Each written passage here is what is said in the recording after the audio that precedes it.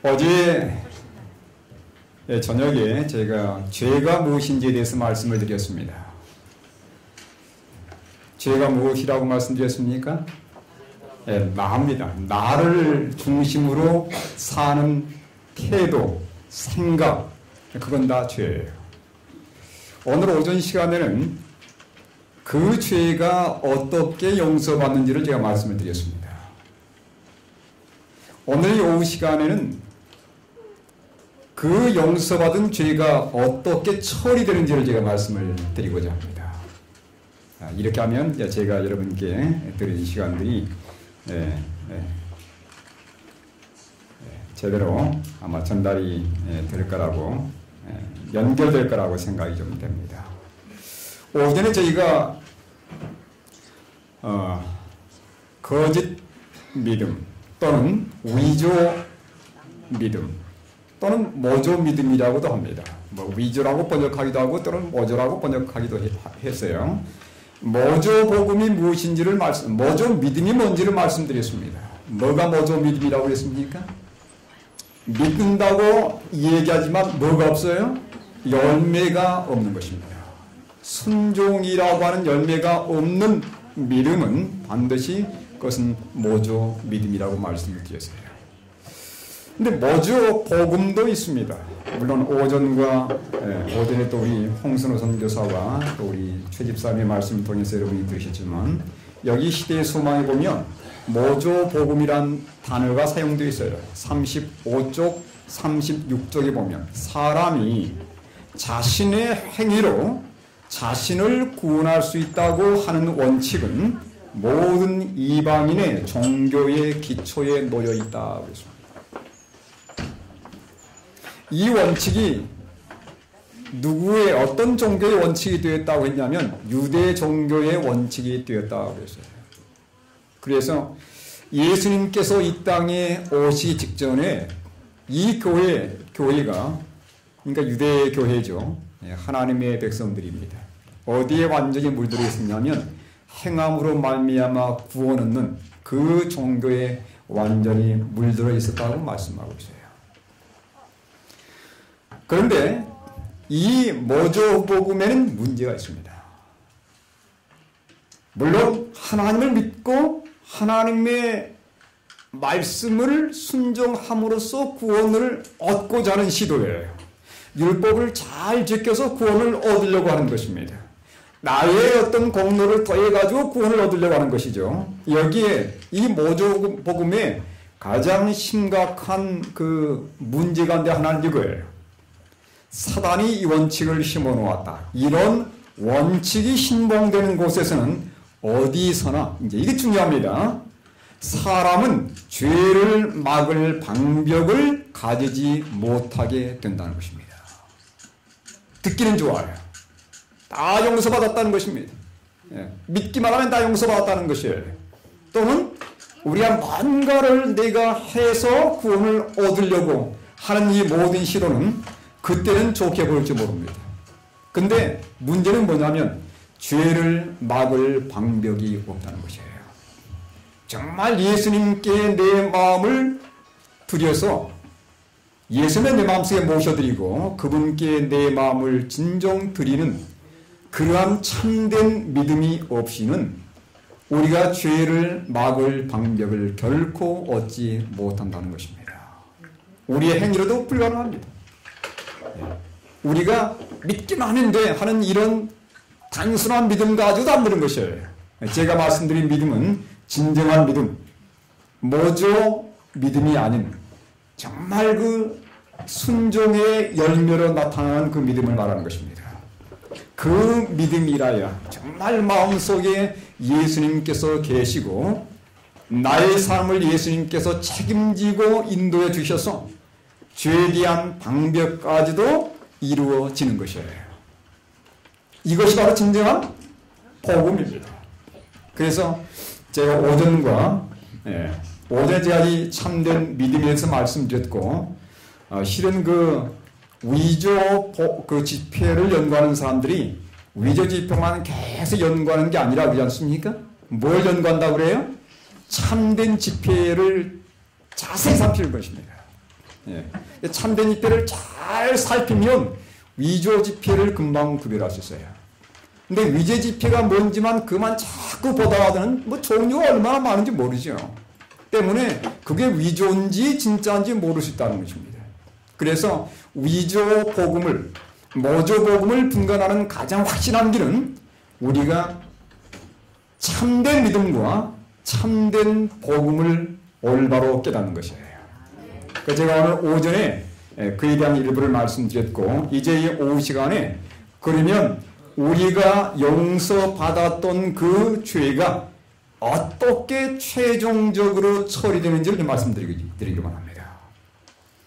자, 이 말씀을 좀 살피기 위해서 요한계시록 14장으로 넘어가겠습니다.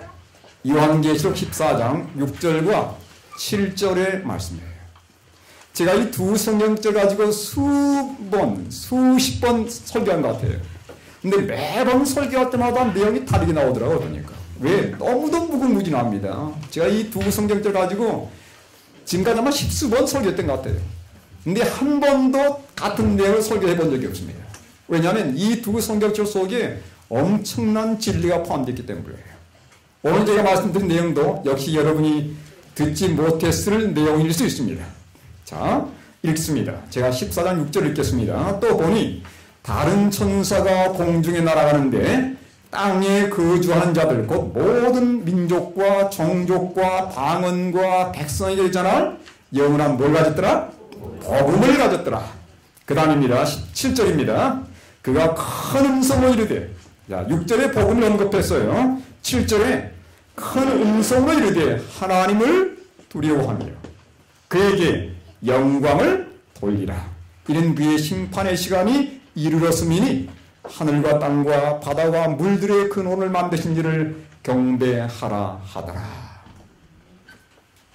자, 오늘 이 말씀에 기초해서 제가 여러분께 말씀을 드리겠습니다. 제가 그 전에 꿈 얘기를 하나 좀 해야 될 것 같아요. 제가 지난번에 영적 친제 모임에 참여해서 잠깐 얘기 드렸습니다만은 다시 이 꿈 얘기를, 아주 인상적인 꿈이었기 때문에 제가 꿈 얘기를 좀 해야 되겠습니다. 어제 우리 집사님은 윌리엄 밀러 꿈 얘기를 했습니다만 저는 제 꿈 얘기를 좀 해야 될 것 같습니다. 그러니까 제 꿈은 개꿈입니다. 왜냐하면 저 꿈에서 개를 봤거든요. 제가 12월, 그러니까 뭐 한 달도 채 안 됐습니다. 12월 19일이었어요. 제가 날짜를 기록해 놨습니다. 너무도 인상적인 꿈이었기 때문에 새벽에 제가 일찍 일어났어요. 5시에 일어나야지 하는 생각 갖고 이제 잠을 자는데 깨보니까 2시 반에 일어났어요. 그래서 화장실 갔다 오고 다시 잠을 자는데 잠이 오질 않습니다. 그래서 비몽사몽간에 잠을 잤어요. 그런데 꿈을 꾸게 된 것입니다. 개꿈이에요. 제가 한 장소에 이끌려갔습니다. 많은 사람들이 모여있는 것이에요. 그런데 사람들이 모여가지고 뭔가 막 웅성거리면서 뭘 잡는데 그 잡는 데 보니까 그게 재물이었습니다. 그 재물을 드리는데 그게 양을 드려야 되는데 양을 드리지 않고 개를 드리는 거예요. 그래서 개꿈 아닙니까? 그죠? 그런데 제사장이 개 목을 따는데 개가 피를 팍 쏟는 겁니다. 그러니 벌떡 일어나는 거예요. 개가 네 발로. 그러면서 피를 다 쏟고 쓰러지는 거죠. 제가 그 꿈을 꾸고서 너무도 인상적이어서 제가 일어나려고 그 꿈을 내용을 이렇게 좀 기록을 했습니다. 그리고 다시 잠을 잤어요. 그래서 새벽 이제 4시 반에 일어나서 기도를 하는데 기도가 안 되는 것입니다. 왜냐하면 계속 이 꿈이 저를 괴롭히는 것이에요.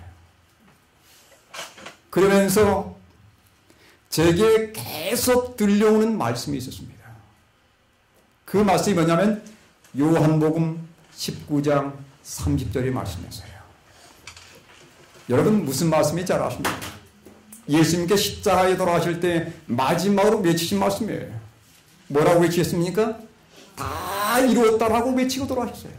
근데 제가 기도를 하는데 기도가 안 되는 거예요. 계속 그 말씀이 계속 제 머릿속에서 맴도는 것입니다. 기도가 기도가 안 되는 거예요. 기도 집중이 안 돼요. 계속해서 그 성경책이 제 머릿속에 맴돌면서 바로 너가 나를 이렇게 대접했다는 것입니다. 그리고 이 피가 너의 모든 죄를 다 덮었다고 얘기하는 것이에요.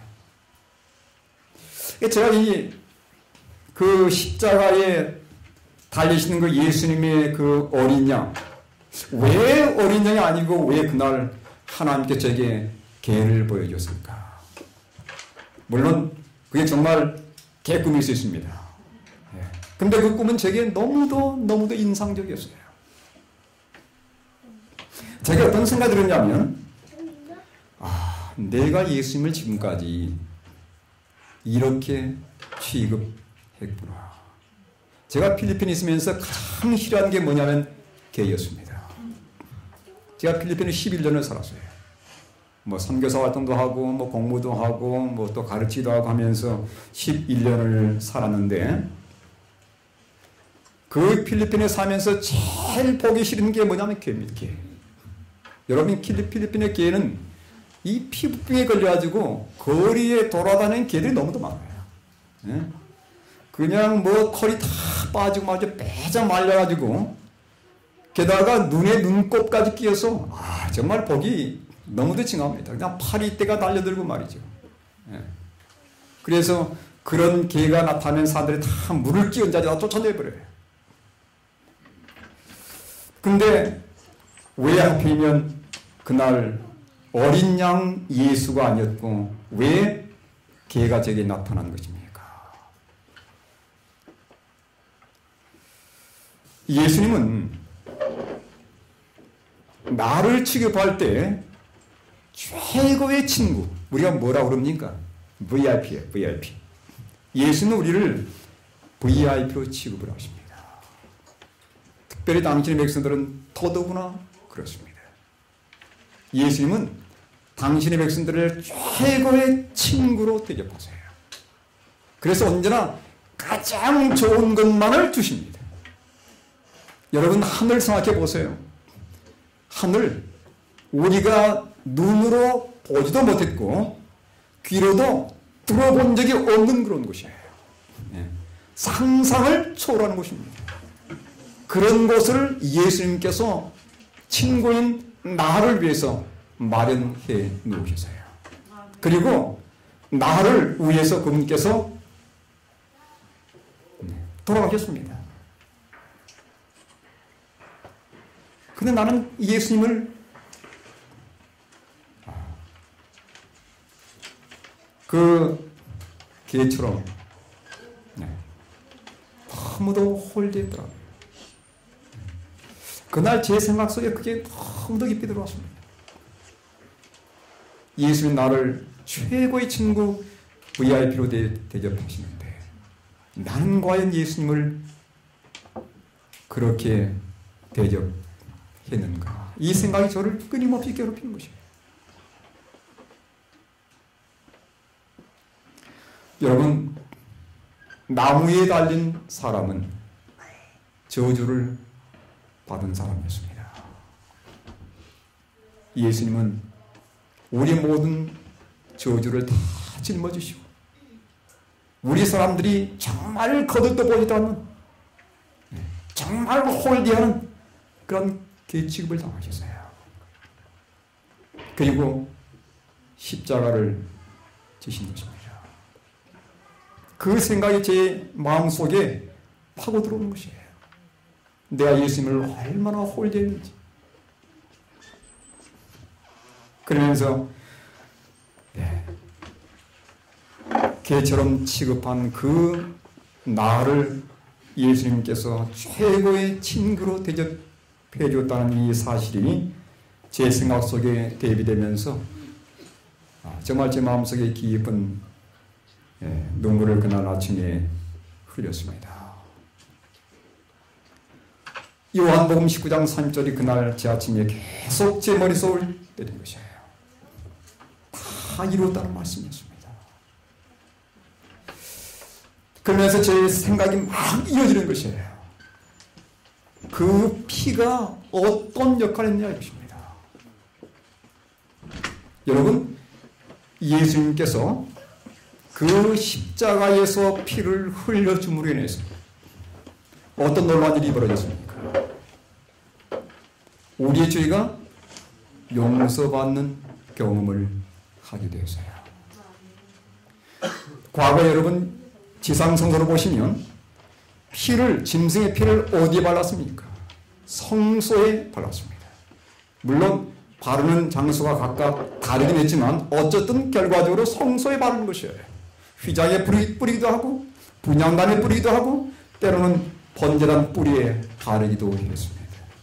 그래서 피가 발라지는 이 경험을 통해서 용서가 이루어진 것이에요. 그건 뭐 염소의 피일 수 있고 양의 피일 수 있고 소의 피일 수 있습니다. 어쨌든 그 피는 예수님의 십자가의 보혈을 상징하는 것이에요. 그래서 피가 발라지는 그 경험을 통해서 나의 죄가 하늘 성소로 옮겨지는 경험, 다시 말하면 예수님의 십자가의 피로 말미암아 용서받는 경험을 한 것이에요. 근데 그게 끝난 게 아니었습니다. 2000년 전에, 내가 태어나기 전에 2000년 전에 예수님께서 그 일을 다 이루셨어요. 다 이루셨습니다. 그리고서 내가 지금도 내가 때로 알지 못하게 넘어질 때가 있어요. 의도적인 아니지만 때로는 넘어지고 쓰러질 때가 있습니다. 그때마다 예수님께서 하늘 성소에서 그리고 지성소에서, 지금은 지성소에서 우리를 위해서 중보하시는데 뭘 가지고 중보하냐 하십니까? 뭘 가지고 중보하세요? 그분의 피를 가지고, 예수의 피를 가지고 중보하는 것이에요. 나의 피가 아닙니다. 예수의 피입니다. 그죠? 예수의 피를 가지고 그분의 피를 가지고 중보하는 것이에요. 나의 피 하시면서. 예. 그래서 십자가가 예전에 십자가가 끝난 게 아니고 지금도 여전히 우리의 개인의 삶과 밀접하게 연관되어 있다는 하는 것을 우리에게 끊임없이 상기시켜 주는 것입니다. 그걸로 끝나는 게 아니에요. 마지막에 그 피를 가지고 우리의 대속죄를 아시죠? 어떻게 했습니까? 그 염소의 피를 가지고 마지막으로 어디에 뿌려요? 지성소에 들어가셔서 속죄소 위에 뿌립니다. 그 뿌린 것은 뭘 상징했습니까? 지금까지 성소에 옮겨진 모든 죄를 도말하는, 깨끗하게 제거하는 그러한 상징적인 표현이었어요. 하나님의 율법을 범함으로 지금까지 우리가 지었던 모든 죄들을 완전히 제거해버리는 그 상징적인 표현이 유대인들이 10월 10일에 했던 대속죄의 염소의 피를 가지고 지성소에 들어가서 속죄소 위에 뿌렸던 그 예식을 통해서 끝장을 낸 것입니다. 그게 바로 언제 있습니까? 지금 진행되고 있고 언제 이게 최종 완성되는 거예요? 예수님께서 지성소에서 나오기 직전에 완성되는 것이에요. 거기는 뭘로만 가능하냐면 예수님의 십자가의 피로서만 가능한 것입니다. 그러니까 십자가의 피는 십자가는 과거로 끝나는 게 아니에요. 현재도 유효합니다. 왜? 그분께서 그분의 피를 가지고 나를 위해서 중보하기 때문에 그래요. 미래도 유효합니까? 미래도 유효합니다. 왜? 그분의 십자가의 피로 뭐라니까요? 완전히 죄를 끝내버리기 때문에 그렇습니다. 그래서 지성소의 놀라운 경험은 우리에게 끊임없이 십자가의 피가 과거에도 현재에도 미래에도 유용하다는 사실을 우리에게 끊임없이 증거해 주는 것이에요. 그래서 예수님께 십자가에 돌아가실 때 뭐라고 친 겁니까? 다 이뤘다고 말씀하신 겁니다. 그 말하면 심한 뜻이 있더라고요. 예. 과거로 끝난 게 아니에요. 현재도 예수님께서 나를 위해 중보하고 계시고 최종적으로 그 피를 가지고 나의 모든 일을 다 도망하고 제거할 것을 말씀해 주는 것입니다. 그래서 바울은 뭐라고 한정했습니까? 갈라디아 6장 14절 보십시오. 갈라디아 6장 14절.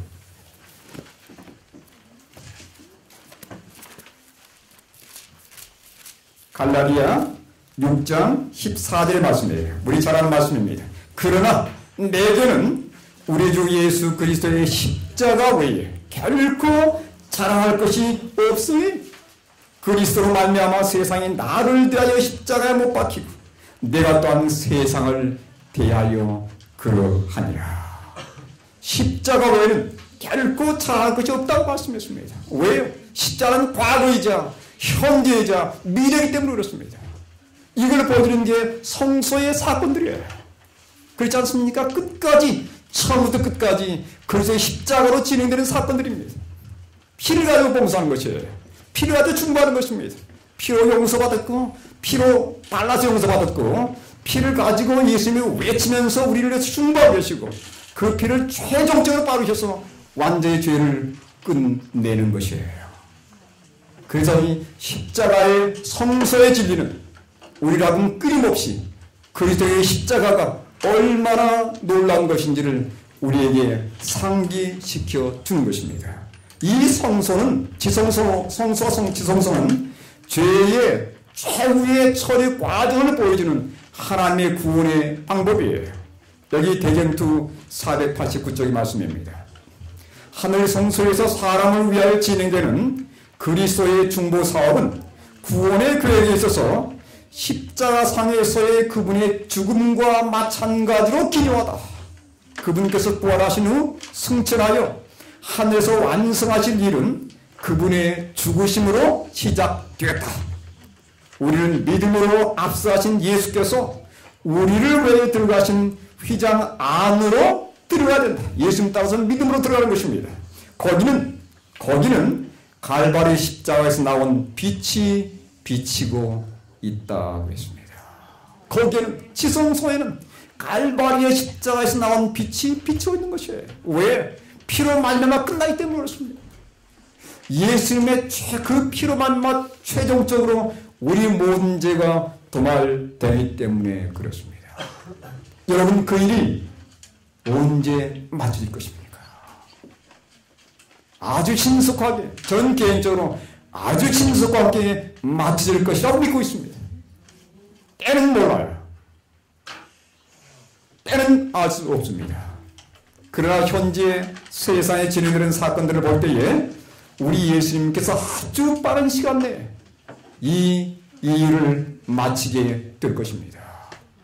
그래서 예수님께서 이 중보 사업을 마치고 최종적으로 죄를 도말하고 마치기 전에, 나오기 전에 우리가 해야 할 참으로 중요한 일이 있어요. 그에 대해 좀 이따 살펴보도록 하겠습니다.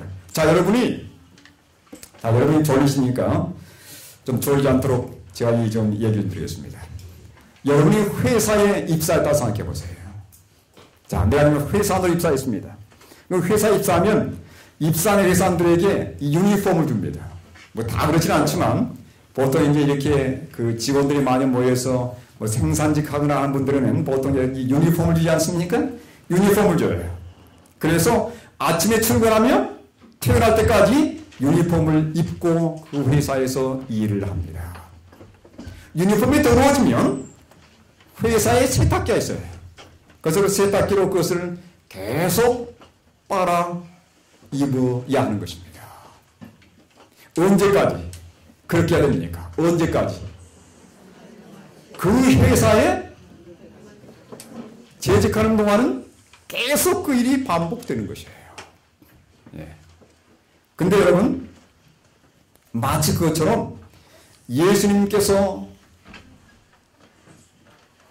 지성소에 우리가 예수님께 나아가야 될 때, 우리가 예수님을 믿음으로 받아들이고 그분께 나아가야 될 때에 그분은 우리 각자에게 하늘 유니폼을 입혀줍니다. 그렇죠? 그 하늘 유니폼이 뭐예요? 하얀 세마포시예요. 의의 옷입니다.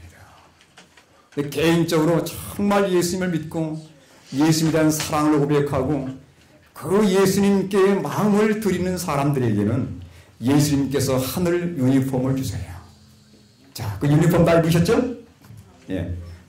아멘이 약해요. 유니폼 다 입으셨죠? 예. 그 유니폼은 예수를 믿고 고백한 사람들은 다 주어지는 것입니다.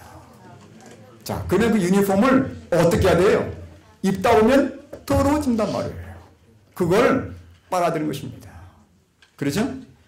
그 하늘 유니폼을 빠는 빨래터가 있어요. 세탁소가 있습니다. 그게 뭐냐면 그리스도의 십자가예요. 그죠? 십자가의 피로 매 순간 빠는 것입니다. 그런데 뭐잖아. 그 세탁소가 문을 닫을 때가 오는 것이에요. 그게 바로 뭡니까? 바로 조사심판이 끝난 때예요. 그러니까 이 조사심판이 끝나고 하늘의 세탁소가 문을 닫기 전에 우리가 신속하게 우리에게 입혀진 유니폼을 빨아야 되는 것입니다. 이게 성경에 보면 그런 표현이 나와 있어요. 요한계시록 7장 13절 14절의 말씀입니다. 요한계시록 7장 13절 14절의 말씀이에요. 자, 여기 보면 장로 중 하나가 응답하여 나에게 이르되 이 흰옷 입은 자들이 누구며 또 어디서 왔느냐. 자, 흰옷 입은 자들이 있습니다. 자, 요한계시록 6장 마지막 절 17절에 보면 무슨 질문으로 끝나냐면 예수님께서 아버지의 영광으로 오실 때에 그 진노에서 누가 과연 설 거냐는 질문으로 끝나요. 그죠? 누가 그 영광 앞에 설 거냐 이것입니다. 그러니까 하나님은 빛이에요, 빛. 그죠? 히브리 12장 29절에 뭐라고 그랬어요? 하나님은 소멸하는 불이라 했단 말이에요, 불. 그럼 뭐를 태우냐면 죄가 있는 것마다 다 태우는 것입니다. 근데 예수님께서 가까이 오실 때 불러서 오는 것이에요. 불러서 오는 것이에요. 그래서 예수님이 누구를 태우냐면 누구를 태우는 게 아니에요. 예수님은 죄를 태우는 것입니다. 예수님은 가장 미워하는 것 한 가지밖에 없어요. 그건 죄입니다. 죄를 미워하지 않으세요, 예수님은. 예수님이 미워하는 것 한 가지는 죄입니다, 죄. 근데 죄를 태우는데 누가 타는 것이에요? 죄인이 왜 타는 것입니까? 붙어 있으니까 타는 거예요, 붙어 있으니까. 이거 떼지 못했어요. 예. 그래서 그들이 부르짖는 것입니다. 예수님께서 오실 때 과연 누가 그 앞에 설 거냐 이것이에요. 그러니까 죄가 완전히 도말돼가지고 죄와 경대된 사람만이 설 수 있단 말이에요. 근데 누가 설 거냐? 그에 대한 대답이 바로 요한계시록 7장의 내용입니다. 그러니까 7장 쭉 보면 거기 누구에 대한 얘기가 나오면 14만 4천에 대한 얘기가 나와요. 그래서 요한이 계시 가운데서 14만 4천에 대한 얘기를 듣고 그 다음에 그 숫자를 눈으로 봅니다. 그래서 거기에 대한 해석은 좀 분분하긴 합니다만은 어쨌든 제가 이 논란에 대한 것을 제가 말씀드리고 싶진 않고 어쨌든 거기에 숫자는 상징적으로 해석을 지금까지 많이 해왔습니다. 왜냐하면 유다, 베냐민, 요셉 없어요. 지파를 찾고 지성화도 없습니다. 네, 그건 상징적인 표현이고 숫자도 역시 마찬가지로 많이 해석들을 합니다. 그래서 보통 그 앞에 숫자를 들었고 뒤에 그 숫자를 보았다고 많이 설명들을 하고 있습니다. 저도 그렇게 생각해요. 근데 이 설명이 틀리지 않는 이유는 이 뒤에 나와 있는 그 큰 무리에 대한 그 내용을 화이픈이 많이 14만 4천인에 대한 내용을 인용하면서 많이 인용을 했어요. 예, 특별히 이 부분입니다. 요한계시록 7장 13절, 14절의 이 말씀을 14만 4천에 대한 얘기를 언급할 때마다 이 얘기를 많이 언급해요. 예. 자, 그건 그렇고요. 자, 아까 우리 분명히 제가 말씀드리기를 요한계시록 6장 17절에 누가 설 거냐고 말씀했고 누가 설 건지 여기 7장에 대답이 주어졌는데 7장 몇 절을 보시냐면 9절입니다. 자, 이르기에 내가 보니 각 나라와 족속과 백성과 방언에서 아무도 능히 셀 수 없는 큰 무리가 나와 흰옷을 입고 손에 종려가지를 들고 보좌 앞과 어린 양 앞에 그 다음요 서서히 누가 설 거냐는 질문을 썼습니다. 여기 보니 누가 섰는지에 대한 대답이 나와 있는 것이에요. 여기 선자들이 나와 있어요. 네. 근데 그 선자들이 누구인지에 대한 질문을 주고받으면서 13절과 14절에 말씀하기를 14절에 대답을 합니다. 내가 말하기를 내 주여 당신이 아시나이다 하니 그가 나에게 이르되 이는 큰 환난에서 나오는 자들인데 여러분 큰 환난이 무엇입니까? 우리가 잘 아는 환란이겠죠. 좀 이따 말씀드리겠습니다. 큰 환란에서 나오는 자들인데 어린 양의 피에 옷을 씻어 희게 하였느니라. 완전히 죄를 깨끗하게 도말한 자들입니다. 죄가 도말된 자들이에요. 예수님의 지성소의 사역을 통해서 끊임없이 그분과 개인적으로 연결되는 믿음의 산 믿음을 통해서 죄가 완전히 도말된 자들, 그들이 마지막 큰 환난 통과에서 나온 자들이에요. 예. 죄가 완전히 척결됐습니다. 그들은 죄가 없어요. 예수님께서 빛으로 가까이 온다 할지라도 그들은 타지를 않는 겁니다. 왜? 죄가 이미 끝났습니까? 그런데 여전히 죄가 척결되지 못하고 떠말지 않고 마음속에 품고 있는 자들은 그 영광 앞에 설 수가 없는 거예요. 예. 더 이상 중보자도 없습니다. 그래서 여러분, 예수님께서 하늘 지성소에서 마지막 그분의 사업을 마치고 향단을 던지면서 나오기 직전에, 직전이 아니고 그 전에 우리가 해야 할 참으로 중요한 일은 무슨 일입니까? 예수님의 십자가의 피로 더욱더 깨끗하게 빠는 경험을 필요한 것이에요. 자, 여기 그 예수님께서 이 일을 끝내시고 나올 때의 사건을 대쟁투 614쪽에 이렇게 기록하고 있습니다. 주님께서 성소를 떠나실 때 이 땅의 거민들에게는 암흑이 덮인다. 이처럼 두려운 시기에 의인들은 중보자 없이 거룩하신 하나님 앞에서 살아야 한다. 중보의 길이 끝났어요. 더 이상 뭐가 없는 겁니까? 용서가 없는 겁니다. 회개가 됩니까? 회개 안 되는 거예요. 성령이 떠나버렸어요. 네. 자, 그러면 하나님과 우리 사이에 중보자가 없어지면 뭐만 남습니까? 하나님의 속성인 공의가 그대로 시행되는 것이에요. 그러니까 하나님의 은혜를 입지 못한 자들, 아직도 죄를 갖고 있는 자들에게 하나님의 공의가 그대로 쏟아지는 것입니다. 그게 뭐예요? 일곱자인 것이에요. 왜냐하면 중보자가 없어졌어요.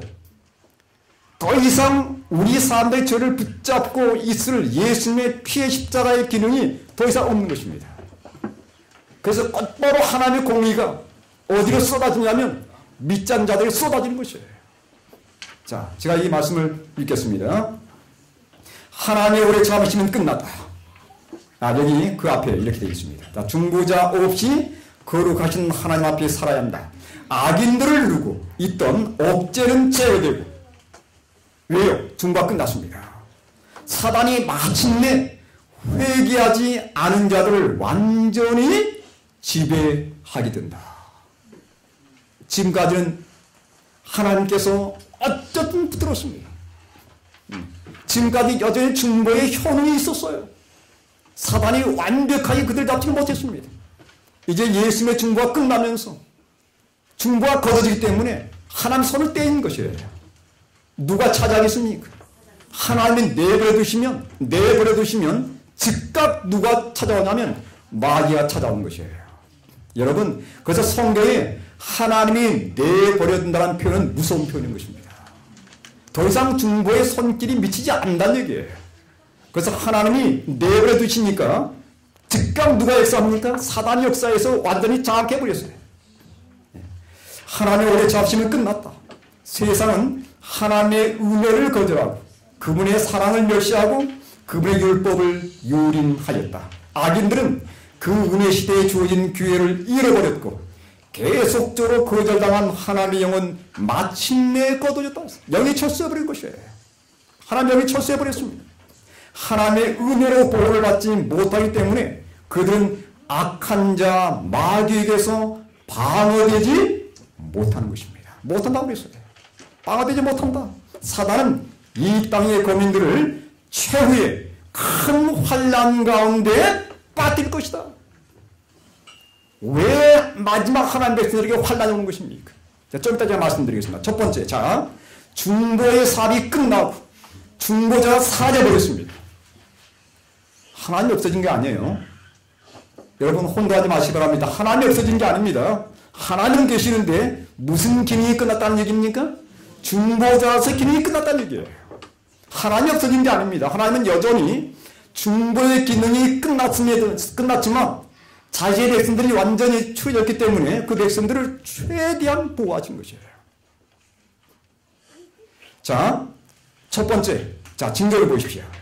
중보의 사업이 끝남과 동시에 첫 번째, 세상에 임하는 반응입니다.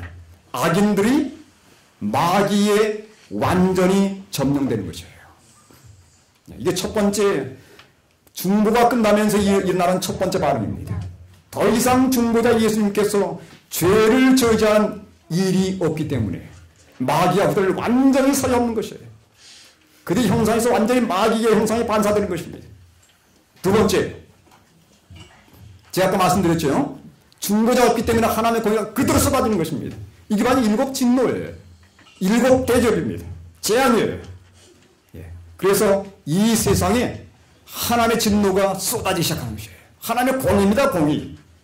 이 공의도 하나님의 사랑의 일면이라고 제가 말씀드렸어요. 왜? 이게 척결돼야 돼요. 더 이상 이 우주에 죄가 있어서는 안 되는 겁니다. 그래서 하나님의 그분의 사랑으로 끝까지 하나님의 나라에 들어가기를 거절한 자들, 그분의 은혜를 거절한 자들에게 그들이 선택한 대로 갚아주는 것입니다. 선택대로 해주는 것이에요. 이게 하나님의 사랑입니다. 그러니까 진노도 하나님의 사랑이라고 보는 것이에요. 그래서 이들에게 공의가 시행되면서 진노가 쏟아집니다. 세 번째, 그들이 진노가 쏟아질 때 누구 탓을 올려요? 누구 탓이라는 것입니까? 이렇게 세상에 일곱 재앙이 쏟아지는 게 누구 탓이에요? 소수의 하나님의 말씀과 명령대로 사는 사람들 탓이라고 얘기하는 것이에요. 그래서 그들을 집중 공격합니다. 그들을 아예 말살해버리려고 그래요. 그래서 우리에게 말하는 게 뭡니까? 환란이 많은 것입니다. 그리고 하나님 백성들에게 그 사탄이 끊임없이 속삭이면서 구원받지 못한 것처럼 얘기하는 것이에요. 그게 바로 뭐냐면 육적인 환란과 더불어서 심적인 환란에 빠지는 것입니다. 야곱 환란이죠. 그 최의 환란을 뚫고 나온 자들이 아까 제가 말씀드린 대로 요한계시록 7장 13절 14절에 그들이 예수님의 피에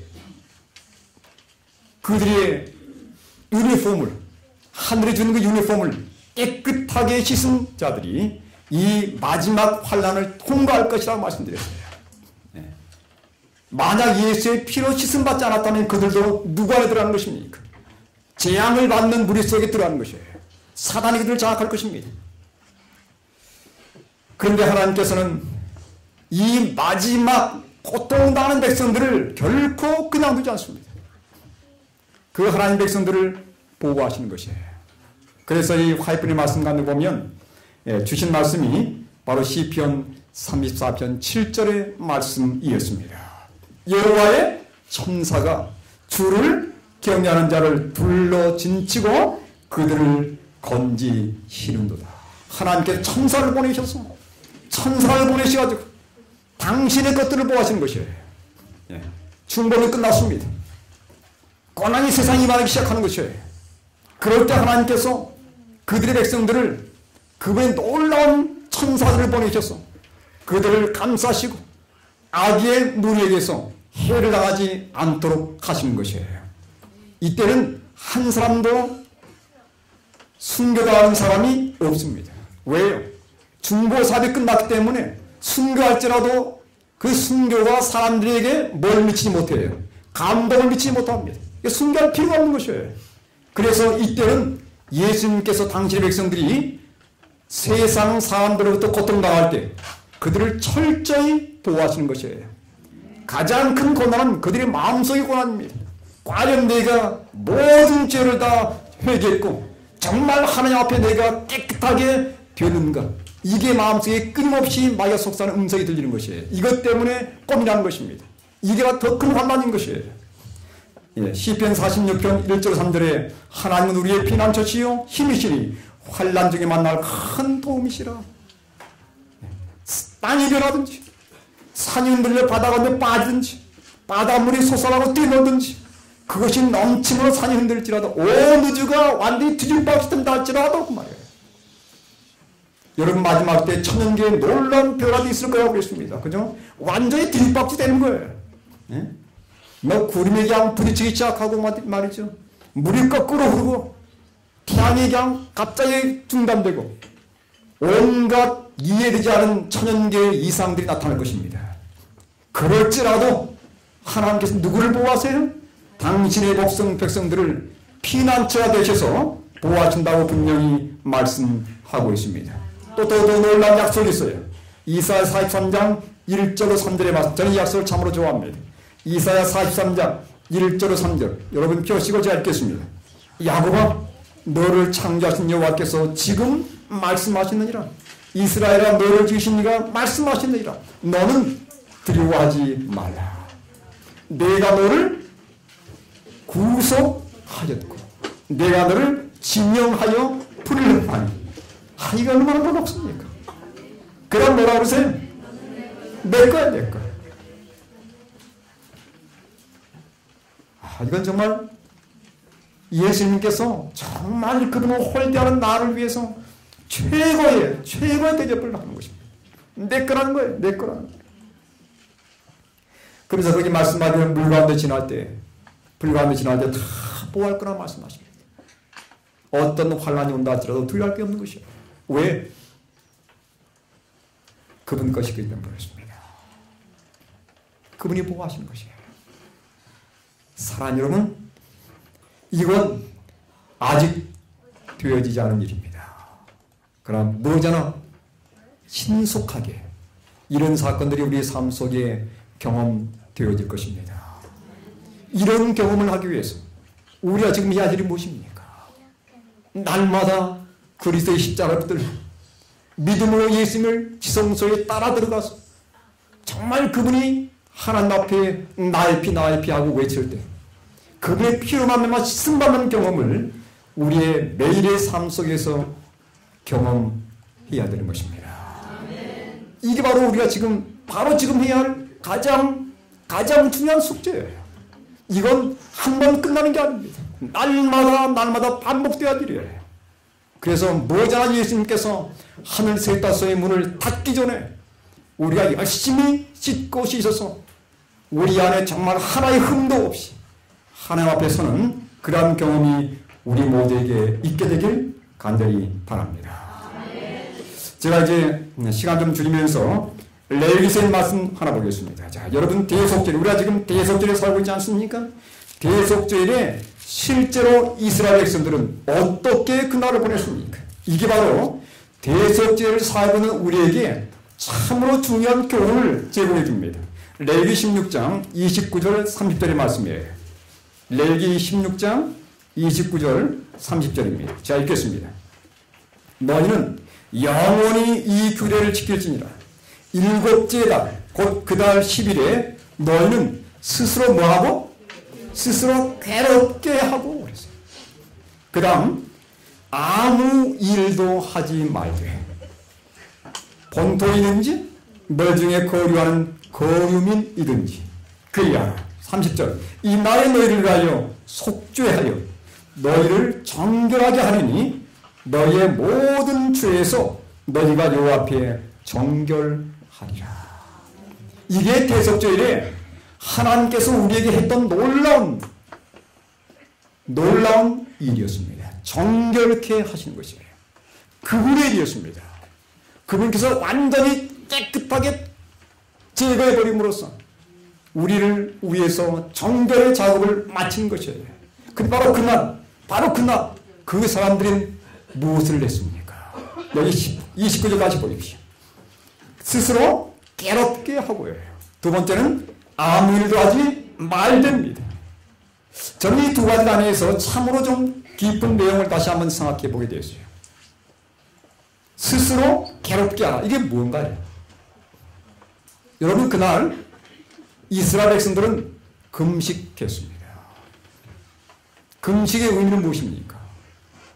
회개와 더불어서 철저하게 자아를 비우는 연습이었어요. 자아 겸손의 연습이었습니다. 그들은 그날 감히 음식을 먹을 수가 없었어요. 왜냐하면 나의 운명이 결정되는 순간이기 때문에 그렇습니다.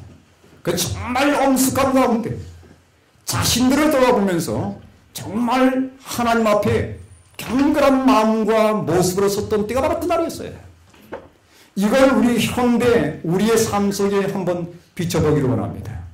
우리가 어떻게 살아야 되겠습니까? 이건 바로 철저한 회개와 더불어서 겸손한 생활이에요. 정말 자아를 제거하는 겸비한 삶입니다. 사랑하는 여러분, 예수님께서 오시기 직전에 예수님께서 누구를 먼저 보내셨습니까? 하나님의 기별자로서 침례 요한을 보내셨어요. 침례 요한의 기별의 주제가 뭐였습니까? 회개하라는 것이었습니다. 침례 요한의 기별의 주제가 회개하라예요. 그러니 마지막 때 예수님께서 이 땅에 오시기 직전에 하나님의 기별자들이 증거할 기별이 무엇입니까? 회개하라는 기별입니다. 누가 먼저 회개해야 되겠어요? 내가 먼저 회개해야 되는 것입니다. 교회 지도자들이 먼저 회개해야 되는 것이에요. 교회 어른들이 먼저 회개해야 되는 것입니다. 목사님들이 회개해야 되고 장로들이 회개해야 되는 것이에요. 집사들이 회개해야 되고 모든 성도들이 먼저 진정한 회개의 경험을 가져야 되는 것입니다. 그래야 교회가 희망 있는 것이에요. 여러분 7개의 기별을 보십시오. 7교회 보내는 기별은 한결같이 회개하는 기별이에요. 딱 2교회가 빠집니다. 두 번째 교회 무슨 교회입니까? 두 번째 교회 서문학 교회. 거기는 회개 기별이 없습니다. 6번째 교회 빌라델비아 교회. 거기는 회개 기별이 없습니다. 왜 두 번째 교회 서문학 교회 회개 기별이 없을까요? 그들은 예수의 이름 때문에 핍박받은 교회예요. 예. 정말 예수를 증거하면서 핍박받은 사람들이었습니다. 회개할 게 없어요. 그들은 예수를 증거하는 것 때문에 생명을 바꿨습니다. 거기에 회개할 게 어디 있습니까? 끝까지 충성된 백성들이었습니다. 6번째 교회 빌라델비아 교회. 그들은 정말 그들에게 주어진 최선의 기회를 활용해서 예수님의 사랑의 기별을 증거했던 사람들이었어요. 거기는 회개할 게 없었습니다. 이 두 교회 나머지 5교회는 계속해서 기별이 반복되는데 그게 뭐냐면 회개하라는 기별이에요. 특별히 마지막 교회 라오디게아 교회입니다. 하나님께서 회개하라고 분명한 어조로 말씀하고 있습니다. 사랑하는 여러분, 우리가 정말 이 마지막 때에 다시 예전에 정말 예수님을 만났던 그 뜨거웠던 첫 사랑의 기억을 기억하면서 예수님께로 되돌아가야 돼요. 정말 회개해야 됩니다. 그 회개가 어떻게 이루어진 것입니까? 저는 오늘 이 아침에 그 스가랴 12장의 말씀 보면서 정말 제 마음속에 짜릿한 감동이 왔습니다. 스가랴 12장을 보십시오. 스가랴 12장 10절로 14절의 말씀입니다. 여러분 잘 아는 말씀이에요. 이 말씀을 볼 때마다 제 마음속에 깊은 감동이 있습니다. 그리고 제 자신을 천장 돌아보며 나의 죄가 어떤 일을 이루었는지를 보게 됩니다. 스가랴 12장 10절에 있는 말씀입니다. 네가 다윗의 집과 예루살렘 주민에게 은총과 간구하는 심령을 부어주리니 그들의 그 찢은 바 그를 바라보고 그를 위하여 애통하기를 독자를 위하여 애통하듯 하며 그를 위하여 통곡하기를 장자를 위하여 통곡하듯 하리로라. 여러분 예수님께서 왜 돌아가셨습니까? 누가 예수님을 죽였습니까? 여러분이 예수님 죽인 살인자가 누구예요? 누구였습니까? 로마 군병들이었습니까? 유대 지도자들이었습니까? 가룟유다였습니까? 아니었습니다. 여기 분명히 뭐라고 말씀하세요? 그들이 찌른 바 우리가 찔렀어요. 너희가 찔렀어요. 예수님의 사인은 심장파일입니다. 못이 못 박은 것 때문에 죽은 게 아니에요.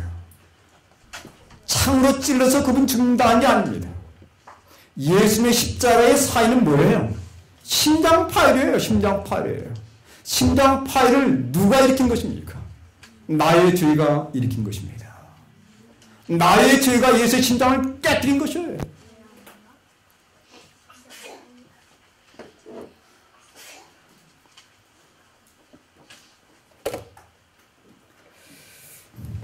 그들이 그 찔린 바 그를 바라보고 그를 위하여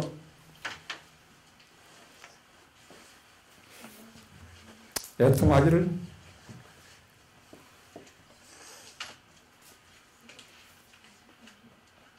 독자를 위하여 애통하듯 하며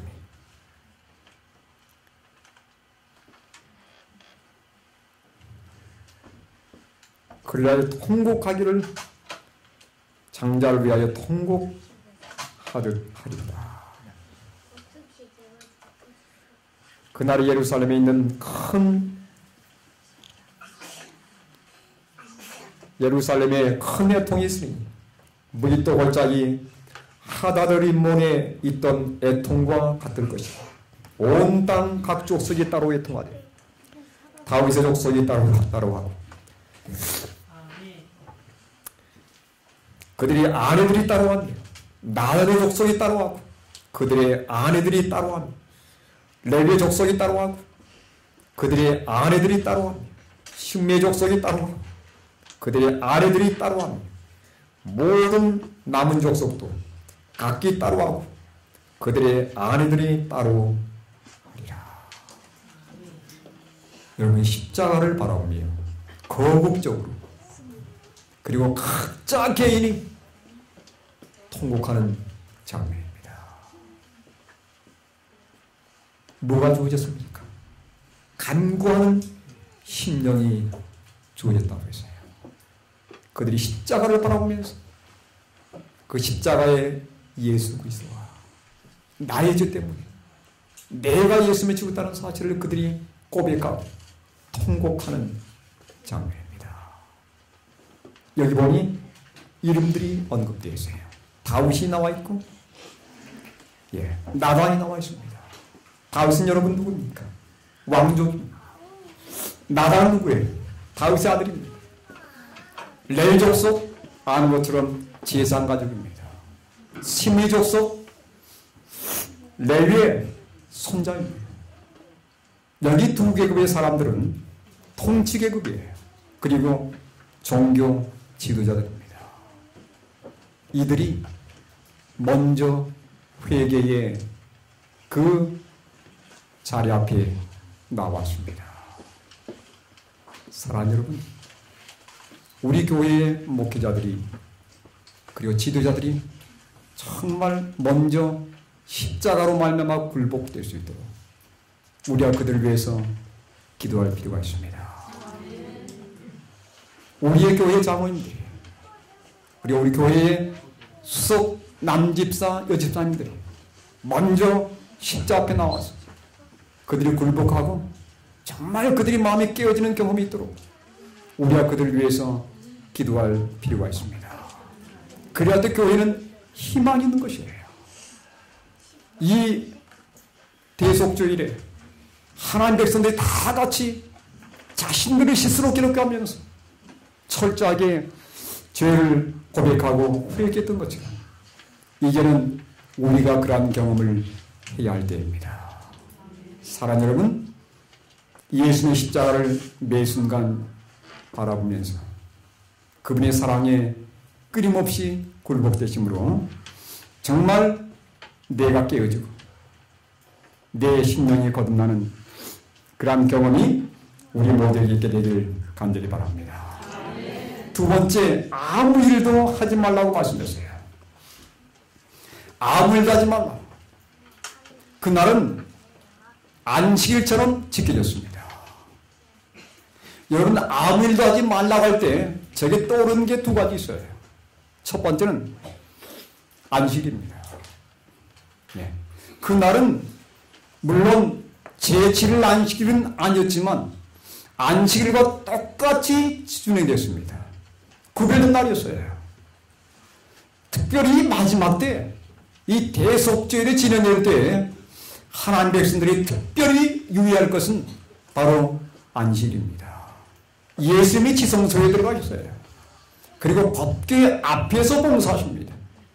그 법궤 안에 하나님의 계명이 들어있어요. 그 계명 가운데 가장 빛나는 게 뭐라고 했습니까? 바로 넷째 계명인 안식일 계명이라고 했습니다. 그래서 이 특별히 안식일 계명은 하나님의 계명의 대표예요. 대표인 이유가 있습니다. 제가 볼 때는 여러 가지 이유가 있지만 제가 오늘 오후에 말씀드린 이유는 이 안식일 기별 속에 믿음으로 말미암는 의의 기별이 포함되어 있어요. 정말 믿음으로 말미암아 사는 사람들은 하나님의 안식일을 통해서 정말 예수님께 완전히 맡긴다는 것이 무엇인지를 스스로 경험하게 되는 것입니다. 그래서 여러분 안식일은 뭐라고 말씀합니까? 암을 하지 말라고 말씀하세요. 네. 여기 암을 하지 말라고 말씀 안식일을 보다도 철저하게 준용해 지키라고 하는 말씀입니다. 정말 내 마음속에 살아있는 믿음이 있으면 하나님의 은혜로 말미암아 우리는 진정한 순종의 열매 안식일을 지키는 경험을 하게 될 것입니다. 여러분 제가 오늘 요즘 이 교회를 보면 정말 죄송한 말씀이지만 안식일이 일반 일요일 교인들이 일요일 날 예배 드리는 것처럼 되어가고 있어요. 예전에 안식일 교회의 모습이 아닙니다. 여러분 그렇게 느끼지 않습니까? 그러니까 지금은 안식일 오후에 뭐 그냥 소풍도 자주 가요. 구실은 천연계 공부라고 그럽니다. 근데 과연 그것이 나의 이기적인 목적을 위한 것인지 정말 내 천연계를 통해서 하나님의 영광을 돌리기 위한 것인지 한번 곰곰이 생각해 보시기 바랍니다. 수영장도 맘대로 갑니다. 고기잡이도 맘대로 가요. 낚시 맘대로 갑니다. 정말 뭔가 달라져야 돼요. 예? 안식일날 교회 오는데 보니까 다 11시에 오더라고요. 제가 정지하려고 하는 마음은 없습니다. 저는 그들 볼 때 마음이 참 측은해져요. 하나님 정말 저들을 불쌍히 여겨주십시오. 저들이 정말 예수님을 사랑만 받도록 또 제가 그들을 정지하지 않습니다. 하나님께 기도하는 것입니다. 하나님 저들을 불쌍히 여겨주십시오. 정말 안식일이 얼마나 중요한지를 그들이 깨닫고 정말 예수님 앞에 굴복하게 도와주십시오. 오후에는 마음대로 쇼핑을 해요.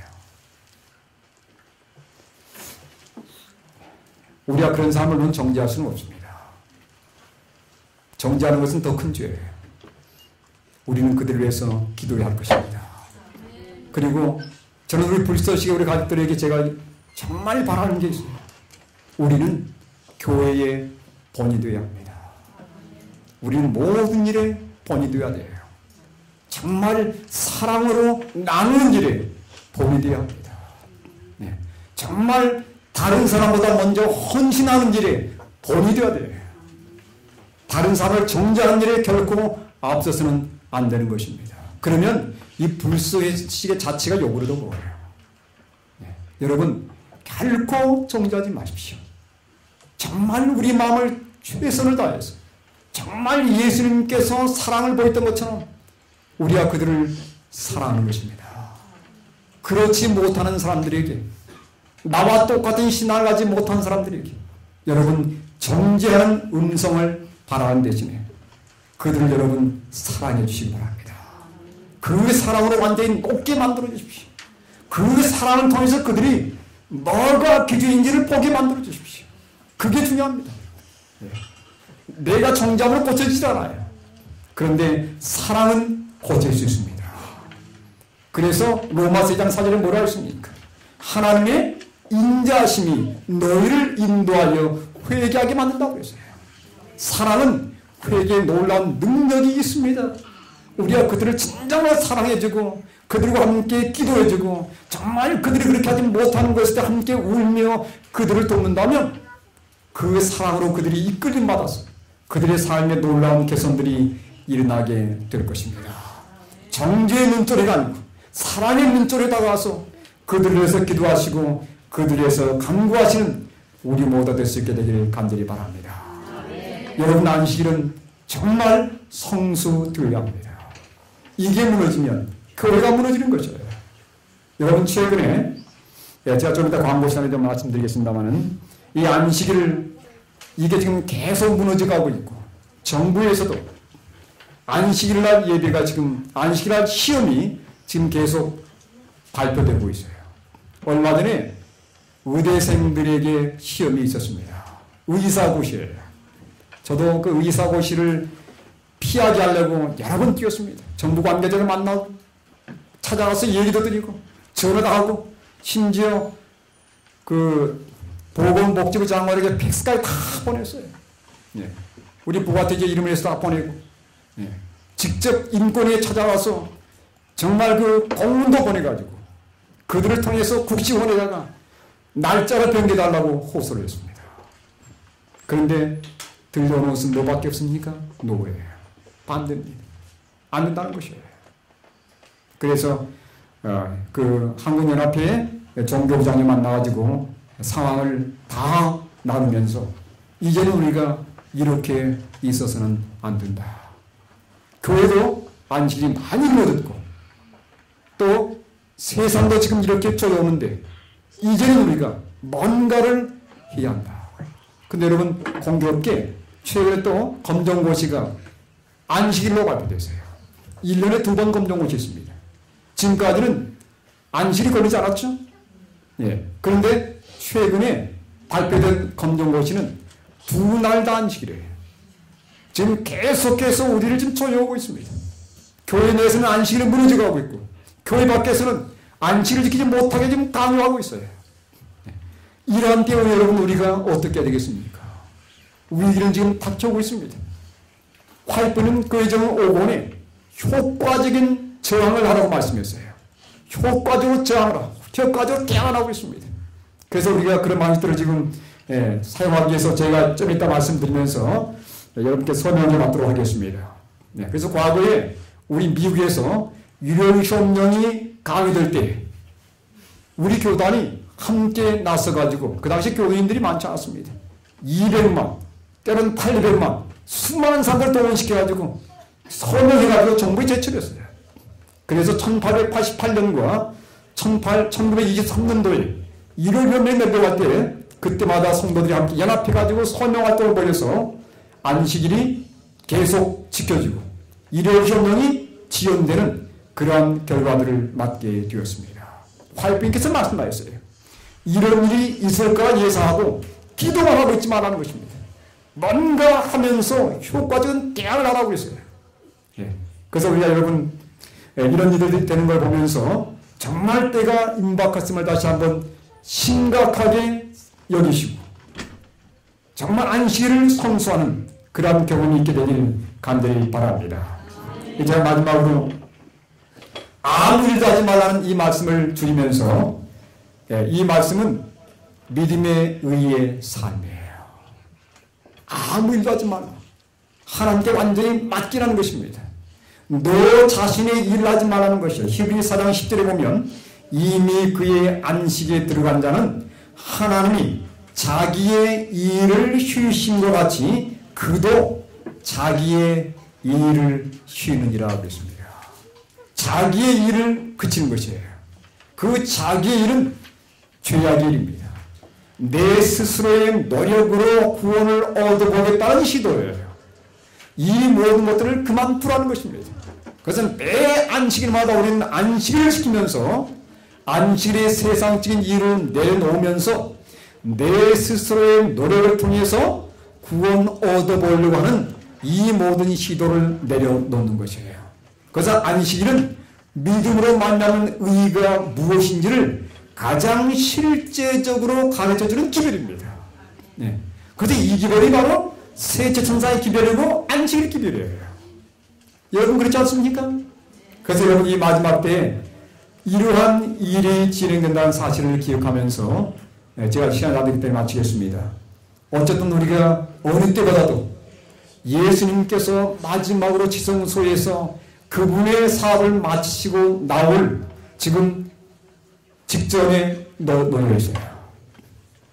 우리의 위기를 기억하며 다시 한번 예수 그리스도에게 우리의 시선을 온전히 고정하셔서 십자가의 사랑으로 말미암아 우리 심령이 거듭나기를 바라고 정말 그 십자가의 놀라운 피로 말미암아 우리 저희가 예수님의 도우심으로 지성소에서 완전히 제거되어서 모든 죄가 처리되고 하나님 앞에 온전한 의인으로 서는 우리 모든 불소식의 가족들 되길 간절히 바라면서 오후 시간에 말씀을 마치겠습니다.